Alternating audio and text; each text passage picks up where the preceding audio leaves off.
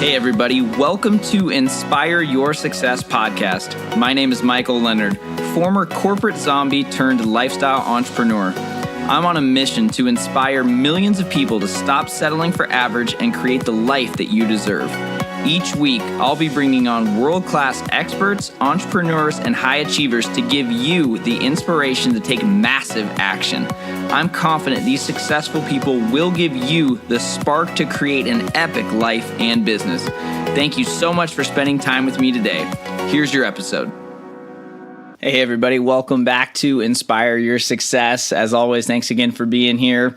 Very excited. Had a fun interview last week with a guy named Tommy Baker, and his episode will be appearing in a few weeks, but it was my first in-person interview, and we got to do it with a film crew, so we're going to have it on YouTube as well as the iTunes podcast. So really excited to have that coming for you guys, and hopefully you are excited as well. This episode is all about structuring your environment for the ultimate productivity and success in your life. We talk a lot from the guests. You hear a ton about, who you spend time with and all these different things of success habits and morning rituals and evening routines. All these things are great. And one thing that a couple of mentors of mine have really taught me is understanding the power of your environment. So I wanted to spend about 10 minutes or so just going through some ways that you can change up your environment to help you crush it in business and life. So it's March almost. I think if you're listening to this right when it comes out, it's the end of February. And a lot of times people kind of get to this time of the year and they do a little bit of spring cleaning. And that's one of the best things that you can do, not just for getting rid of stuff and not having clutter, but it really shapes your environment. As the number one personal development writer on Medium, one of my mentors and the author of the book Willpower Doesn't Work, Benjamin Hardy said, you are who you are because of your environment. If you want to change, then change your environment. Stop the willpower madness already. And again, he published the book Willpower Doesn't Work, where he goes very, very in-depth talking about how willpower is very finite. It's not something you can depend on. It's something you can use just a little bit.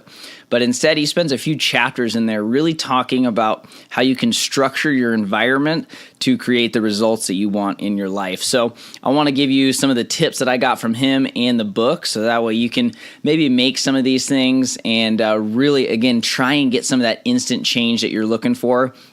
As we're almost in March, and a lot of people will be listening to this in March and beyond, just remember that the little things that you do are going to make the biggest shift. So it's not always the big things. It's usually the little things like changing your behaviors, your environment, things like that, your habits that you do each morning and night. Those are the things that are really going to make a difference. So you might have noticed the effect of your environment to an extent already. I mean, think about it. When your house is a mess, your life might feel a little bit more chaotic or a little bit more stressful. But when your environment is clean, it's clutter-free, it's easy to feel more relaxed, a little bit more productive, motivated, and you kind of just feel driven to succeed. And a lot of people talk about that even when it comes to making your bed in the morning. That's one of the things that people think is just something that, it doesn't really matter. Well, it's one of the first wins that you can get in the day, and it kind of makes the house a little bit more clean, but it also gets your day started. It's a quick win. It shows your brain, all right, cool, I'm up, I'm ready to go. I'm not going back to bed. The bed's made, let's get going. So that's one of those things that you can do, again, just to get the day going. And I'm sure you've noticed as well, it goes for the people that you spend time with. If you spend time with optimistic and positive people, your levels of energy tend to go up. But if you're surrounded by negative, pessimistic, or unmotivated people, your energy and your motivation get drained.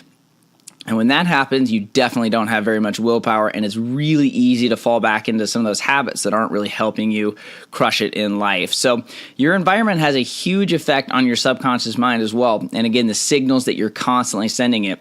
So that first one of when you're waking up each morning and actually getting up on time, or when you're waking up and making the bed, those little things are all part of the effects on your subconscious. So I want to show you a few different ways that I try and change up my environment last year that have really made a lot of productivity changes, and again, just helped me get a little bit more success and clarity in some of the things in my business and life. So again, think about it, guys. You've heard that saying, you are a product of your environment. And your external environment really has a huge impact on how you experience life on a daily basis. If it's not helping you, basically it's hurting you. So again, you can change your environment a lot easier. The first thing that I recommend doing is to really evaluate your inner circle. I'm sure you've heard or read the quote or seen an image on Instagram. You are the average of the 5 people you spend the most time with. That's a great Jim Rohn quote, and it's totally true. It's really not just your attitude that's affected by your inner circle, but it's your income, your motivation, and nearly every other part of your life. So I challenge you to ask yourself, are your friends helping you or hurting you towards your ultimate goals and achieving your vision? Because a lot of times you might be hanging out with the same people and they have been there for a long time, but that doesn't necessarily mean they're always helping you.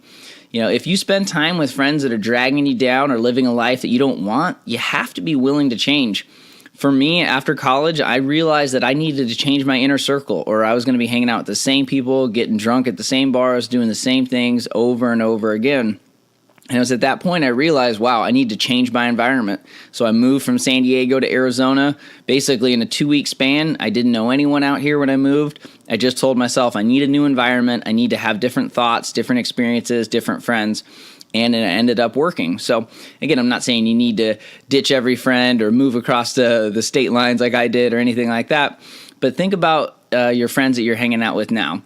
Are they reminding you more of your future or more of your past? Because one of the things that I found is that they should remind you way more of your future and way less of your past. It's okay to have friends that have been around for a while, high school, college, but you'll tend to notice that people kind of drift off as they get older. And if not, it's really easy to still kind of have those same experiences from the same people that are doing the same things that they always were. So instead, find some friends to help your external environment that are adding value to your life. Find ones who are positive and supportive of your dreams. I actually call it a friend audit. Like, go through the people you spend time with each month and put a check next to them. Are they doing a positive or a negative? You all know that you have some of those people that are really not helping you out, but you've just been friends with them for so long, or you just kind of have known them, or maybe they're even family that you spend time with all the time. Like, you can't discount the effect of the people that you spend time with. So make sure that they're, again, positive and they're supporting your dreams. When you surround yourself with new people, your thoughts, feelings, and ambitions will change as well. So find people that are doing what you want to do. This is a concept I learned from Gary Vee, and I really love this. Tony Robbins talks about it when it comes to modeling successful people. And Gary Vee, I have a good quote from him here. He said, if you know exactly what you want to be, you need to spend as much time with people that are that already. Because when you're spending time with people that are already where you want to be, the conversations are different. Everything's different. You're going to have, instead of conversations of I wish or I have this idea, you're going to be with people that are already doing it. And you're going to have a whole different strategy and mindset. And it's kind of like when you're running a race. I mean, think about it. If you run with a group that is slower than you and you're the fastest, great, you're the fastest. But if you run with people that are all faster than you might be the slowest in the beginning, but you're going to adapt to your environment, you're going to get better, you're going to strive, and you're going to get out of your comfort zone to do more. So again, check the people that you're spending time with. And again, this could mean having to get out of your comfort zone and reach out to mentors or email people you like online or attend networking events, like whatever it is, like be okay with getting out of your comfort zone. Because if you really want to change your environment, you need to change the right people and make sure you have the right people in your life. Again, it might feel a little bit uncomfortable, but these uncomfortable actions can really lead to exponential growth. All right, so the second thing is to declutter your environment. I remember doing this actually about a year ago. I realized how much just crap I had. I had it in my garage, in my closet, on my desk. I just had junk everywhere. And it wasn't until I read a book, The Life-Changing Magic of Tidying Up, that I realized how much baggage we all have sometimes from all the stuff that we have in our life. Now, I'm far from a minimalist, but I'm definitely not a hoarder anymore. And it's one of those things where you realize like decluttering your car, your house, your desk will also help declutter your brain as well. So sometimes you just need clarity for your goals. Like a lot of times we're just so busy and we have so many thoughts and notifications and emails and texts and all this stuff we have to do that we get cluttered, both physically and mentally. So you need some clarity sometimes. So you need to create an environment that is calm, relaxing, and stress-free.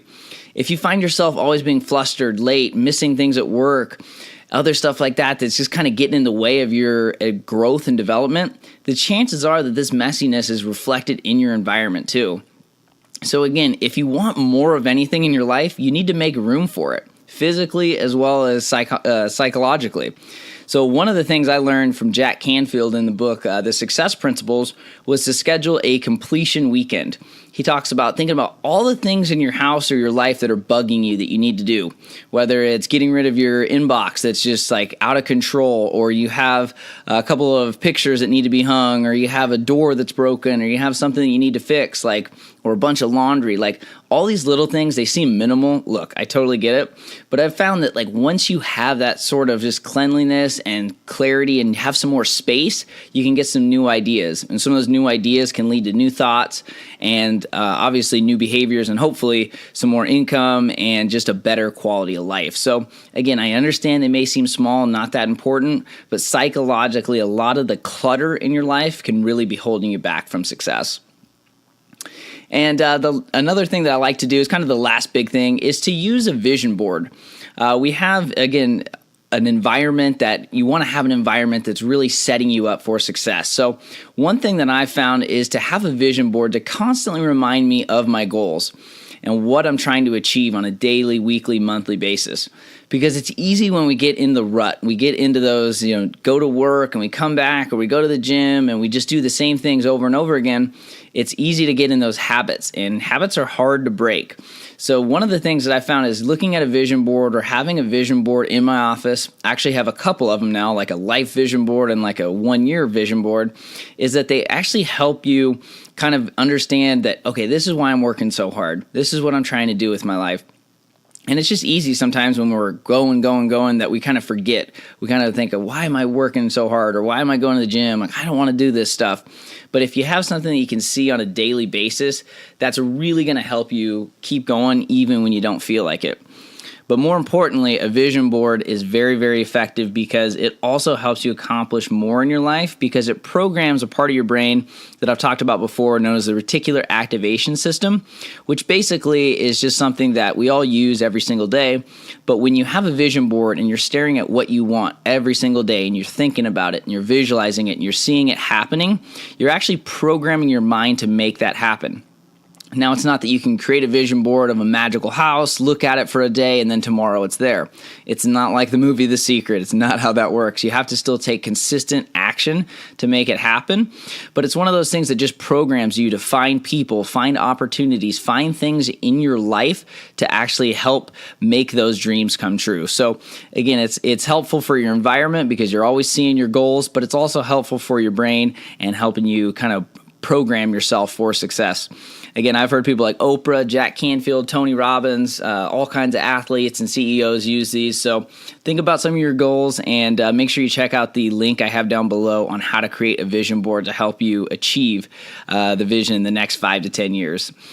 And then the last little part of that is I actually created a success wall. I think some of the times we always have nice decorations, things like that in our house, and we have all these things. But I found that a success wall is pretty cool because humans are tough. I mean, we're really hard on ourselves. We achieve a lot, but we really don't give ourselves much credit. And it's easy to celebrate a win for a day and then tomorrow be back at it, just grinding away, trying to get that next goal.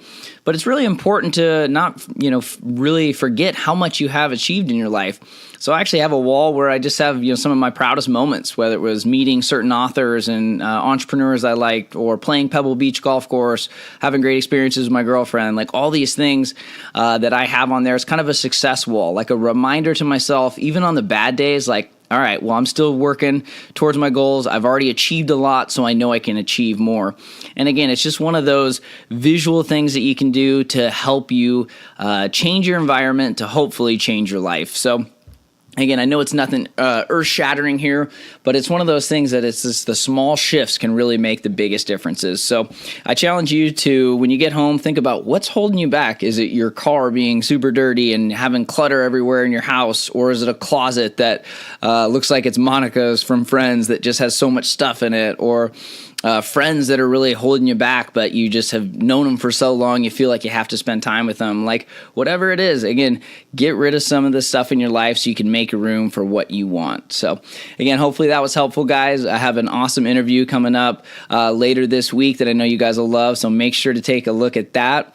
And as always, really appreciate you guys listening. And if you're enjoying this, again, make sure to let me know if you have any questions on it. You can always send me an email at michael@inspireyoursuccess.com. Thanks again, and make today. Thanks for listening to Inspire Your Success podcast with Michael Leonard. If you like this show and want to learn more, check out inspireyoursuccess.com/podcast. Also, please leave us a review on iTunes to let us know how we're doing. Join us next week for more tips and tools to help you create the life you deserve.